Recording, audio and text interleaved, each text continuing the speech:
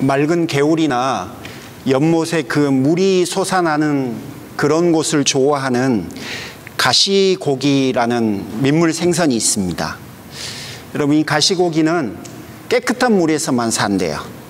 근데 아이들 손가락 크기 정도로 되어 있고 색깔 자체가 암갈색이기 때문에 여러분, 우리 한국에서 흔히 보는 그런 자갈과 구분이 잘 안 되는 그런 색깔입니다.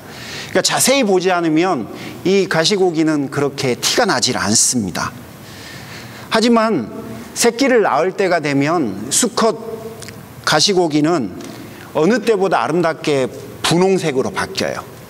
그리고 암컷 가시고기가 알을 낳을 때가 되면 아빠의 몸 피부에서 끈적끈적한 진액이 생깁니다.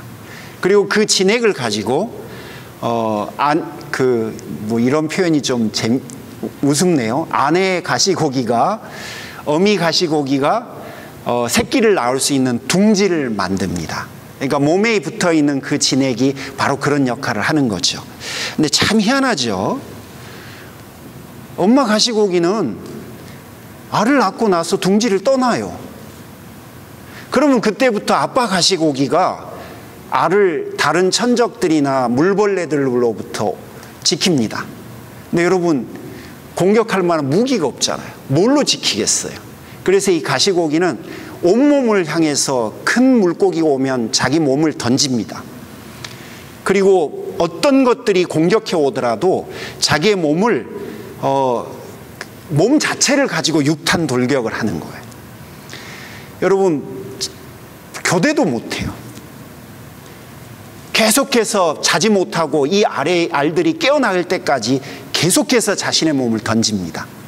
그러면 만신창이가 되겠죠. 예, 맞습니다.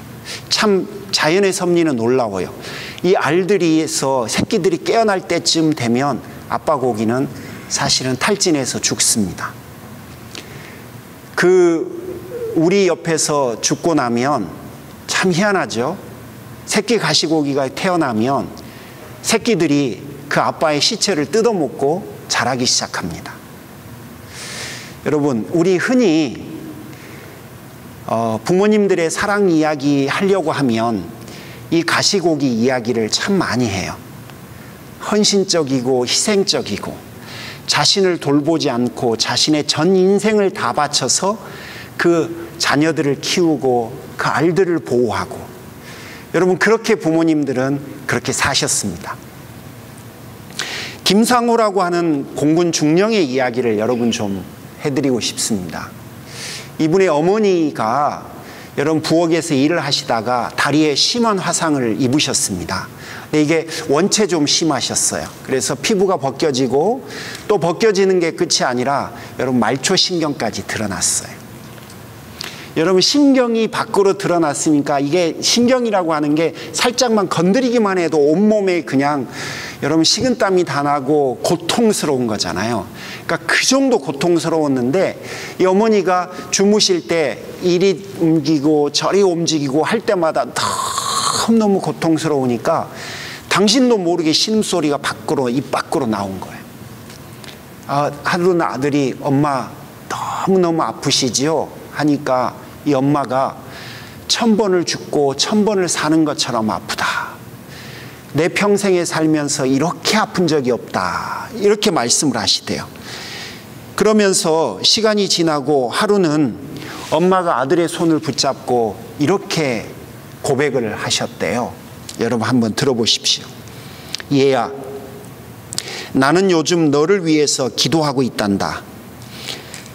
너희들의 아픔을 나에게 다 주십사 하고, 그래서 너희들의 고통을 다 내가 걸머지고 그리고 갔으면 좋겠다고 내가 믿는 하나님 앞에 기도한단다.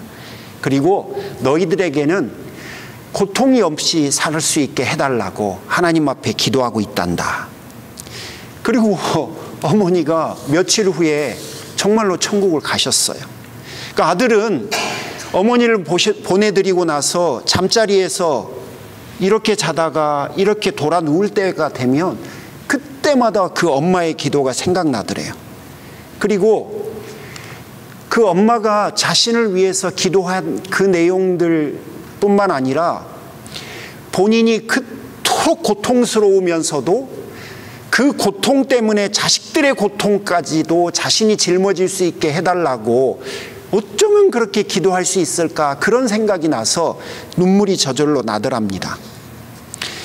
여러분, 그게 바로 부모님입니다. 자식은 자신의 고통을 부모에게 이야기하겠죠. 하지만 부모는요, 자신이 고통을 당할 때 자식의 고통 또한 자신이 짊어지겠다고 하는 분들이 바로 부모님들입니다. 그래서 부모님의 사랑은 이 세상에서 하나님의 사랑을 대변할 수 있는 유일한 사랑 아닙니까? 오늘은 우리의 부모님이 생전에 계시든 그렇지 않으시든 부모님의 사랑과 은혜를 되새겨보는 1년에 한 번 있는 시간입니다. 그리고 그분들의 그 은혜와 그분들의 사랑에 감사하는 그런 시간을 갖고자 합니다. 여러분, 그거 아십니까? 설교자들이 가장 힘들어하는 설교의 내용이 어떤 건지 아세요? 첫 번째가 뭐냐면, 첫 번째가 복음에 관한 설교입니다. 너무 가장 잘하는데 가장 어려워요. 이유는 여러분들도 너무 많이 들으셨기 때문입니다. 두 번째 힘들어하는 설교가 절기설교입니다. 왜 그런 줄 아십니까? 내용이 매번 비슷하기 때문에 그렇습니다. 여러분, 오늘 설교도 사실은 작년 설교와 대동소이합니다. 그 이유는 제가 주님이 아니기 때문에 아무리 고민을 해도 거기서 거기를 벗어나지 못합니다. 여러분, 양해하고 들어주시기를 부탁드립니다.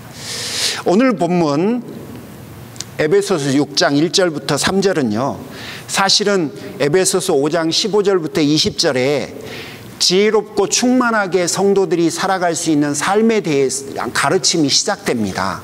그 가르침에 대해서 실제적으로, 구체적으로 이제 에베소서 6장부터 시작을 하는데, 그 첫 번째 가르침입니다. 부모님에 관한 가르침.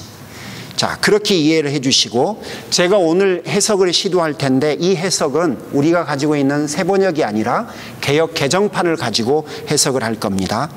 첫 번째 본문은 이렇게 시작합니다. 자녀들아, 자녀들아. 여러분, 이 자녀들이라고 하면 어느 정도 나이를 의미할까요? 결혼하기 전? 결혼하고 난 후? 예, 이게 참 애매한데요. 해석학자들은 어린 자녀들뿐만 아니라 성인들까지를 모두 아우르는 표현이라고 이야기합니다. 그러니까 나이의 개념보다는 여기서 중요한 거는 부모와 자녀의 그 관계에 더 포커스를 맞추고 있습니다. 그래서 자녀들아 라고 하면 저는 이제 어른인데요가 아니라, 여러분, 부모님을 둔 자녀들을 모두 지칭한다라고 표현을 해야 합니다. 그러니까 부모 공경이란 은퇴가 없고, 부모님이 살아계신 한 부모님에 대한 공경이 계속되어야 된다, 그런 의미를 포함하고 있습니다. 너희 부모를 순종하라 라고 하는데요, 여러분, 너희 부모를 순종하라 라고 하는 이 단어 앞에 우리가 중요하게 삽입해야 될 단어가 하나 있습니다. 특히나 우리가 유아기를 지나고 청소년기를 지나고 청년이 된 이후부터는 저도 요즘 느끼는데요, 어느 순간부터 저희 자녀들이 저보다 지적으로 낮고 어떤 때는 의사결정도 저보다 훨씬 더 냉정하다라는 걸 느낄 때가 있습니다.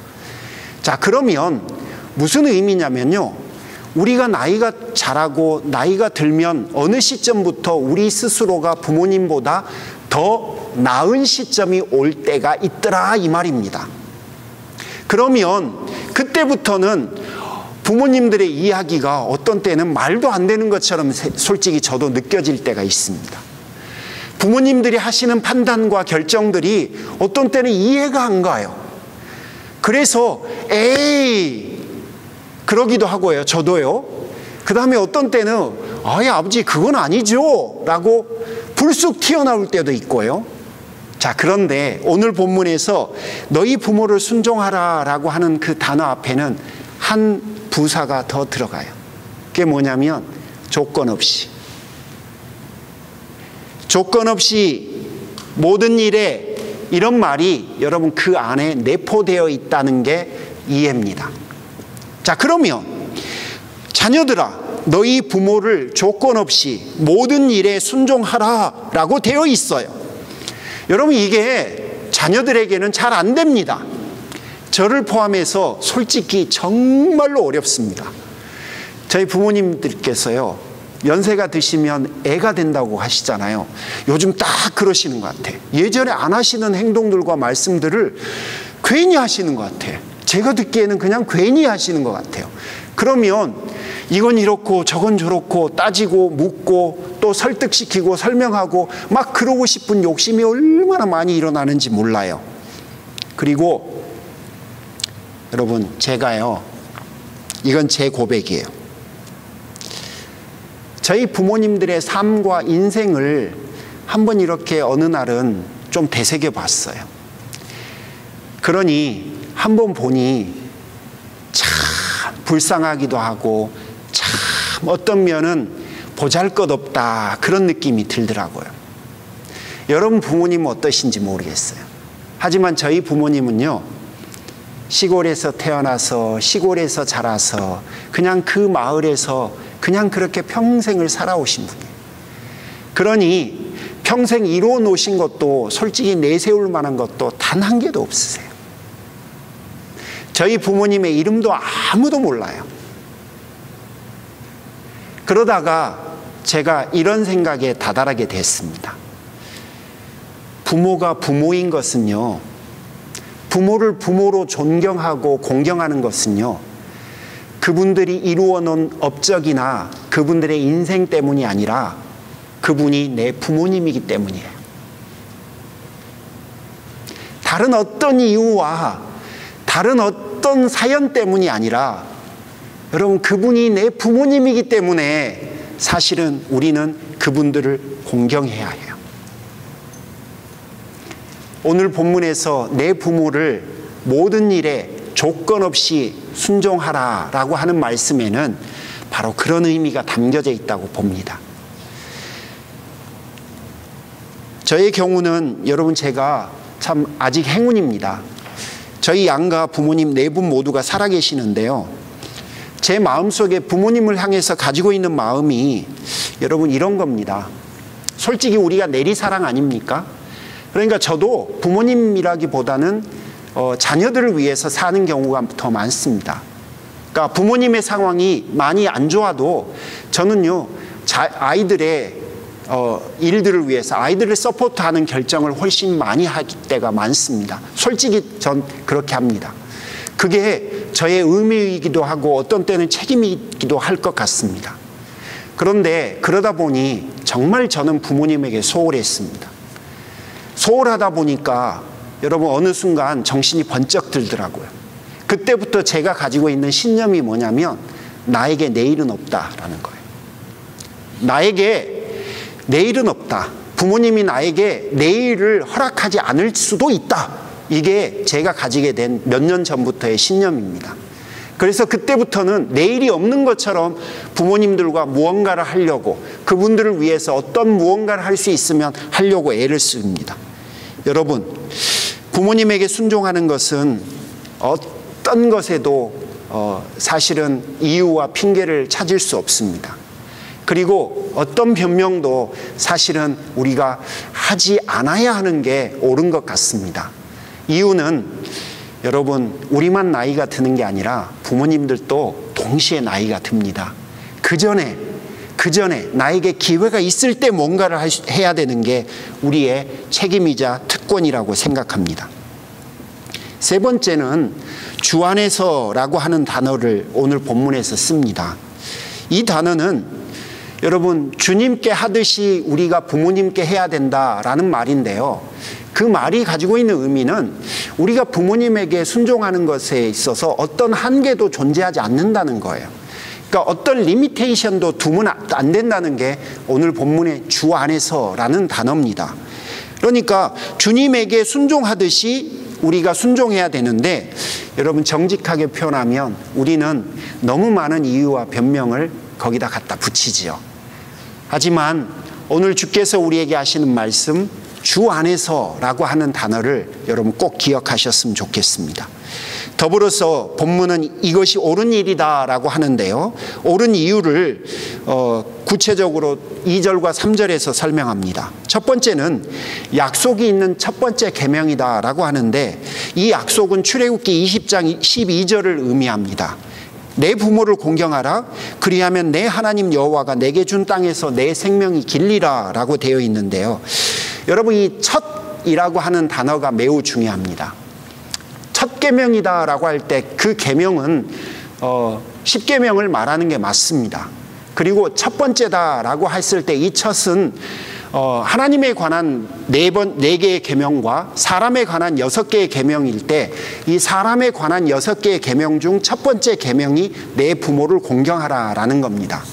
그런데요, 저는 이 첫이라고 하는 단어가 순서인 첫 번째를 의미한다기보다는 여러분, 이게 얼마나 중요하고 또 어려운지를 나타내는 거다라고 하는 걸로 저는 이해를 합니다. 그러니까 내 부모를 공경하라라고 하는 게 매우 중요하다는 거예요. 그리고 내 부모를 공경하라라는 게 우리에게 매우 어렵다는 거예요. 실제적으로 그러려고 하면 정말로 많은 의지적 결단과 또 수많은 또 노력들을 해야 한다는 겁니다. 자, 어찌되었든 오늘 본문은 중요하다, 부모님을 공경하는 것이 매우 중요하다고 이야기합니다. 두 번째 약속은 내가 잘되고 땅에서 오래 살리라 라고 되어 있습니다. 오늘 본문의 컨텍스트에서 땅은 분명히 이스라엘 백성들에게 약속하신 가나안 땅입니다. 장수한다라고 하면요, 하나님이 약속하신 그 가나안 땅에서 오래 살 거다라는 의미입니다. 따라서 내가 잘되고 장수하리라 라고 하는 말은 여러분, 우리가 나중에 천국 가서 잘된다라는 의미가 결코 아닙니다. 분명히 오늘 본문의 약속은 우리가 사는 이 땅에서 잘되게 해주고 장수하게 해주겠다라고 하는 약속입니다. 자, 그렇다면 이것을 우리 것으로 한번 가져오시죠. 우리에게는 이 약속이 어떤 의미일까? 사실은 추측하기가 어렵습니다. 왜냐하면 성경 안에서 참고할 만한 직접적인 레퍼런스가 거의 없습니다. 반면에 참고할 만한 이야기들이 있는데, 여러분, 제가 두 가지로 분류해서 한번 말씀을 드려볼게요. 첫 번째는 부모를 공경하지 않았던 사람들의 삶과, 두 번째는 부모를 공경했던 사람들의 삶을 한번 비교를 해서 도대체 이게 잘되고 장수하리라라고 하는 개념이 어떤 개념인지를 좀 살피겠습니다. 자, 그러면 첫 번째는 부모를 공경하지 않았던 모습을 한번 보죠. 엘리 제사장의 두 아들 기억하십니까? 홈니와 비느하스. 이들은요, 그냥 평범하게 인생을 살아도 아버지 엘리 제사장의 뒤를 이어서 제사장이 되는 사람들이에요. 그러니 잘하지 않아도 돼요. 그냥 평범하게만 살아도 되는 사람들이었습니다. 그런데 그들은 평범하게 살지 않았습니다. 아버지가 갖춘 가르침을 무시했고요, 또 정말 망나니처럼 인생을 살았던 사람입니다. 그래서 나중에는 이스라엘 백성들이 전쟁을 나갈 때 하나님의 법궤를 가지고 나가서, 여러분, 그 법궤를 빼앗기고 전쟁에서는 패배하고, 그리고 그 소식을 듣고 나중에 아버지도 의자에서 쓰러져서 목이 부러져서 죽게 만든 당사자가 바로 두 아들입니다. 굉장히 비참하죠. 또 다른 아들 이야기 좀 해볼까요? 솔로몬의 아들 압살롬 기억하시죠? 압살롬은요, 정말 잘생겼었나 봐요.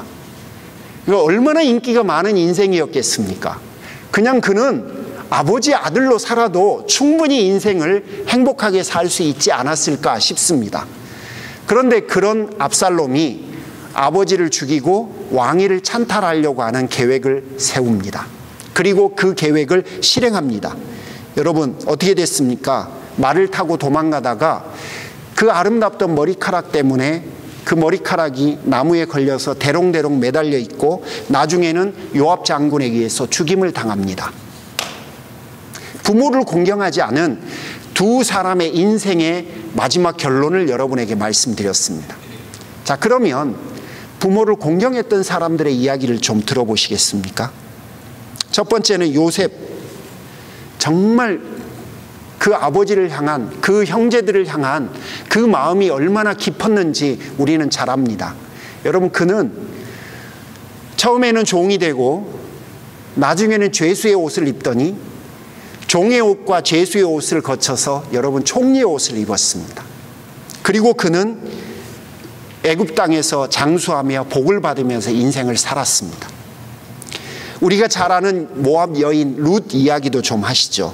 남편이 죽고 시어머니를 끝까지 모시면서 인생을 살았습니다. 낯선 땅에 와서, 이방 땅에 와서 여러분 남들이 다 추수하고 나서 지나고 나면 이삭 떨어진 것을 주워다가, 그것도 자식을 키우기 위해서가 아니라 시어머니 식사를 대접하기 위해서 여러분 룻이 인생을 그렇게 살았습니다. 여러분, 그런 룻의 인생이 나중에 어떻게 되었습니까? 가난한 이방 과부였던 그가 나중에는 다윗의 증조 할머니가 되고 예수님의 조상이 됩니다. 그리고 그녀의 이름은 성경 안에 기록되어서 대대로 여러분 회자되고 있습니다. 여러분, 요셉과 룻이 받은 축복은 다릅니다.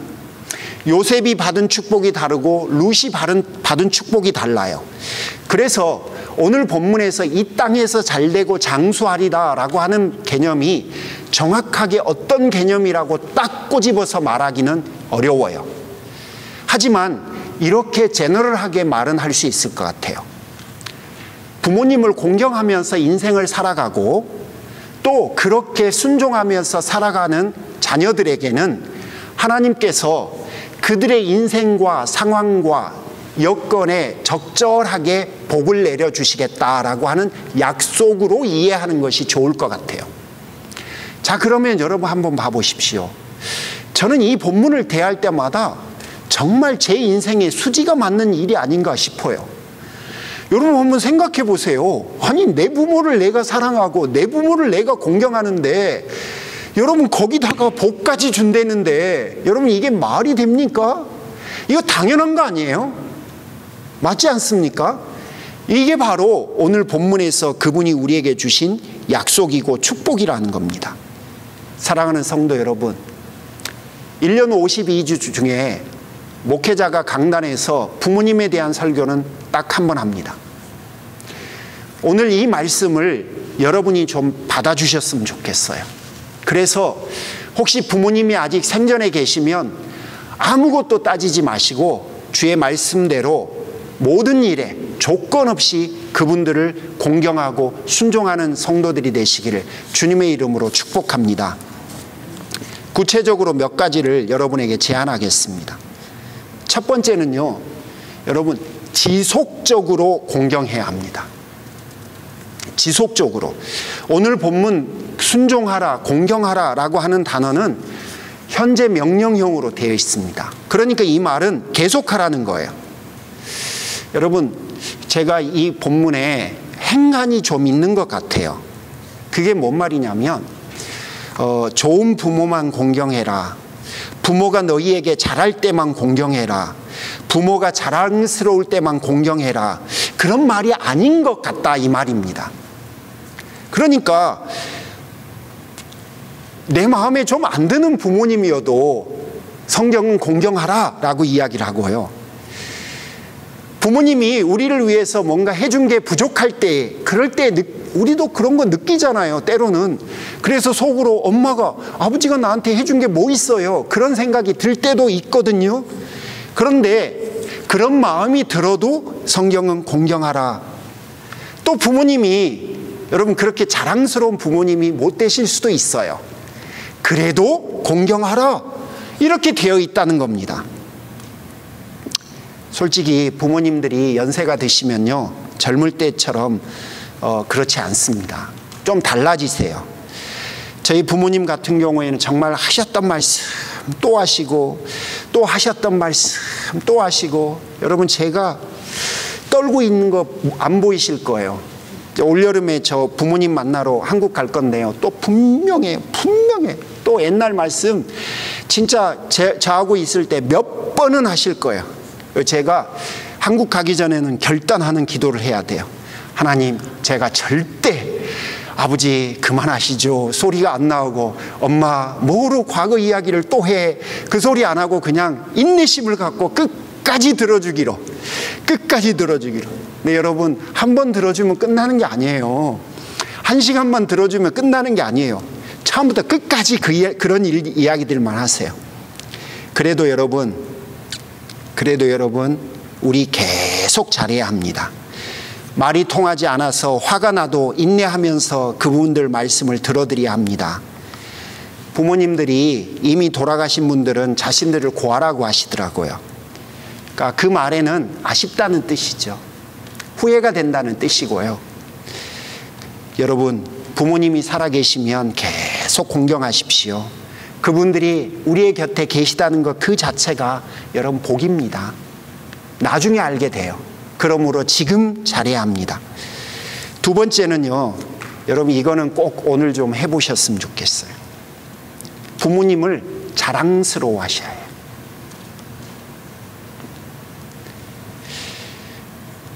제 나이쯤이었을 것 같아요. 아니면 저보다 좀 더 어렸을 때 저희 아버지가, 저희 어머니는 수술을 진짜 많이 했습니다. 제가 중학교 때부터 했으니까 분명히 제 나이보다 저희 아버지가 어렸을 때 겁니다. 근데 참 희한하죠. 그때는 의료기술이 그렇게 뛰어나지 않아서 수술 한 번 하면 막 13시간, 14시간 막 이렇게 걸렸습니다. 근데 어느 날 제가 가정을 이루고 아버지의 인생을 이렇게 한번 리뷰를 하다가, 저보다 어린 나이대의 성인 남자가 아내를 수술실에 넣어놓고 수술실 밖에서 13시간, 14시간을 기다리면서 무슨 생각을 했을까, 그런 생각이 들었습니다. 저희 아버지는요, 여러분 항상 웃습니다. 거의 항상 웃습니다. 얼굴은 좀 우락부락하게 생겨도요, 늘 웃습니다. 저를 볼 때도 웃고요, 늘상 웃습니다. 그런데 풍상을 많이 겪어서 그런지 어느 날 그분의 뒷모습을 보는데 여러분 어깨가 축 처져 있더라고요. 근데 저는 그 어깨를 보는 순간 가슴이 뭉클했는데 진짜 자랑스러웠습니다. 아버지가 포기하지 않고 엄마를 지킨 거잖아요. 여러분, 시골 살림 젓가락 몽댕이까지 다 팔아야 돼요. 그런데 저는 그 아버지가 너무 자랑스러웠습니다. 그래서 제가 아버지한테 항상 해드리는 이야기가 있어요. 아버지 사랑합니다. 아버지 자랑스럽습니다. 아버지 고맙습니다. 이야기 늘상 합니다. 근데 그 축 처진 어깨를 여러분 제가 경험하기 전에는 이런 말을 못했습니다. 그냥 창피했어요. 그냥 서운했어요. 그냥 원망스러웠어요. 나도 좀 날고 싶은데 왜 매번 나는 날 수 없게 우리 부모님이 만들으셨지? 나도 좀 부잣집에서 좀 태어났으면 참 좋았겠다. 뭐 그런 생각들이 솔직히 많이 들었어요. 그런데 그 축 처진 어깨가 저는 정말 자랑스러웠습니다. 여러분, 우리 부모님들에게도 사실은 많은 단점들이 있습니다. 자식은 부모의 부모됨 때문에 자랑스러워해야 합니다. 나를 길러주시고 나에게 사랑을 주신 그 이유만으로도 그분을 자랑스러워해야 합니다. 여러분, 오늘 꼭 부모님에게 자랑스럽다는 이야기를 좀 해드리십시오. 마지막으로는요, 부모님들께 항상 감사하셨으면 좋겠습니다. 우리 카톡 다 쓰잖아요. 감사하다는 이야기를 좀 자주 했으면 좋겠어요. 아버지 고마워요. 엄마 고마워요. 덕분이에요. 우리 립 서비스 다른 분들에게 하잖아요. 덕분입니다. 덕분입니다. 우리 수없이 많이 하잖아요. 그런데 참 이상하게 부모님들에게는 잘 안 해요. 혹시 부모님들이 신앙생활을 안 하신다면 화내지 말고 여러분 그분들이 신앙생활을 할 수 있도록 도와주셨으면 좋겠어요. 그리고 부모님들이 무언가를 물어보시면요, 여러분 툴툴거리지 말고 대답해 주셨으면 좋겠어요. 그리고 부모님들이 셀폰 같은 거 잘 안 된다고 여러분 도와달라고 그러면요, 그냥 귀찮다고 그냥 해줘